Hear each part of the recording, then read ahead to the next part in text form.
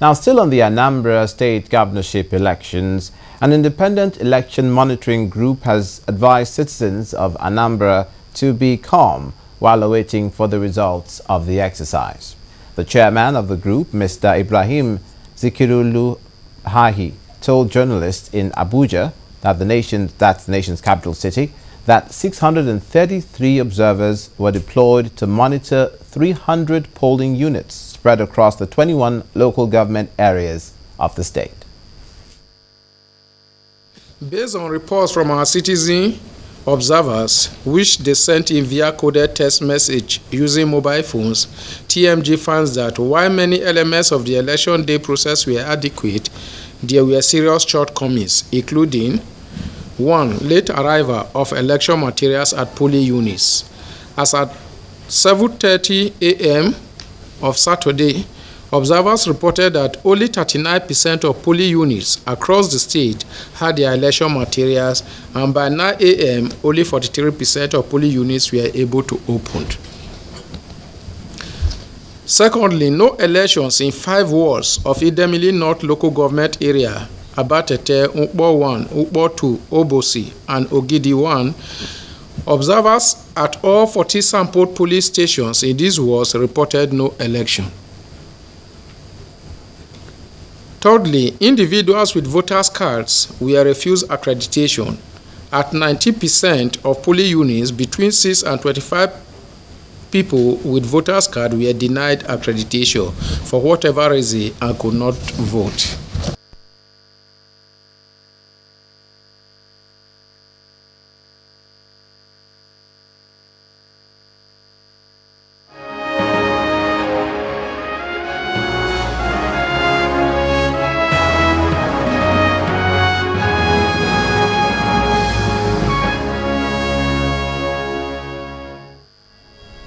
Away from the Anambra governorship elections, over 11 months after he was kidnapped in the Rimi town of Katsina State, a 63-year-old French national has regained his freedom after a massive manhunt by the police of his abductors.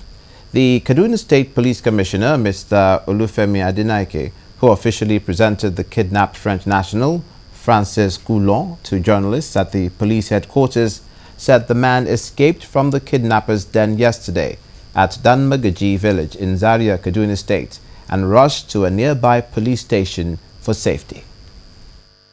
A resourceful man, or a very lucky one. Either way, 63-year-old French engineer Francois Coulon literally snatched himself from the jaws of death. He was in Kano for about 9 months, and 2 months ago he was brought into Zaria. And luckily yesterday, he was able to escape, got onto a bike, and went to the nearest police station, Danmagaji, in Zaria. For almost a year, he's been a hostage of the dreaded Islamist group Ansaru, believed to be a breakaway faction of Boko Haram. Now Mr. Coulon has a new lease of life as he's led away by French officials.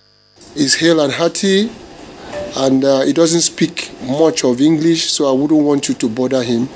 And if you look around, you'll see that the embassy people are already here with their escorts. And I guess he'll be getting to France this night. Following the French military intervention in February to oust Islamist rebels from northern Mali, French nationals appear to have become prime targets for insurgents around West Africa. Only last week, a French Catholic priest, George Vandenbosch, was snatched by gunmen on the Nigeria-Cameroon border. Charles Eruka, Channels Television News. Now it's about a month since the Edo State Governor Adams Oshomole signed a law prescribing the death penalty for kidnappers in the state. Even in the face of criticism from rights groups, the governor maintained a firm stance and publicly defended his position in the past by signing warrants of convicts on death row. In this special report, we examine the impact of the law on capital punishment for kidnapping in Edo State.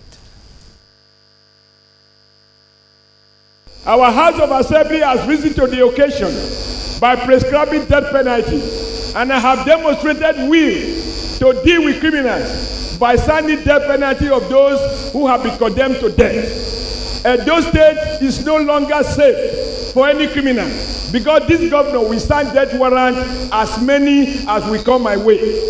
So anyone who wants to live has a choice. Don't commit an offense that will lead to death penalty.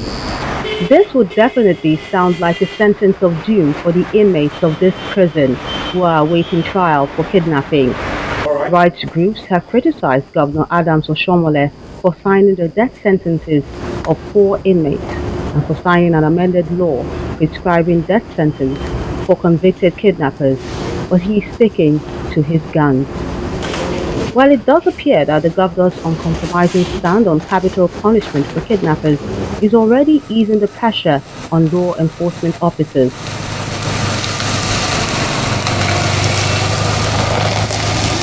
The rate of kidnapping has gone down a little bit, and also from the failures, some are leaving Edo State for other states too. Even the violent ones, they don't still want to die. I know when we arrest them and the way they do, you know that these people are not as brave or daring as they pretend to be when they are under all these substances, you know. The police commissioner believes the right group should be more concerned about discouraging kidnapping, a crime that has claimed the lives of many people, especially policemen. Those of us on the firing line, we play with our lives every day. We go inside the forest. Even me, as a CP, I go with my men and you know, risking our lives to save the rest of us. And I don't think they have any point. They should be appealing to those people that they should quit this their devilish act they are into. So far, no suspect has been arraigned under the new law.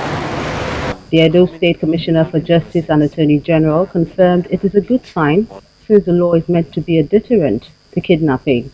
My message out there is that Edo State is no longer conducive for the one-time kind of kidnapping that we saw some couple of months past. If you do it, the security agencies, and I'm always opportunity to commend them, both the police and the SSS in Edo State are working. They are ready, including the army. They are working and they have new network, they have new methodologies, they have new technologies for catching up with these folks. Let me assure the good people of Edo State that as reluctant as one would want to be in matters of life and death, I am convinced that the overriding public interest now dictates that we invoke the maximum penalty available in our law to all those involved in act of kidnapping. In Edo State, kidnapping has effectively become a high-risk crime with the affirmation of the death penalty law for kidnappers, but it's left to be seen if this will effectively stamp it out.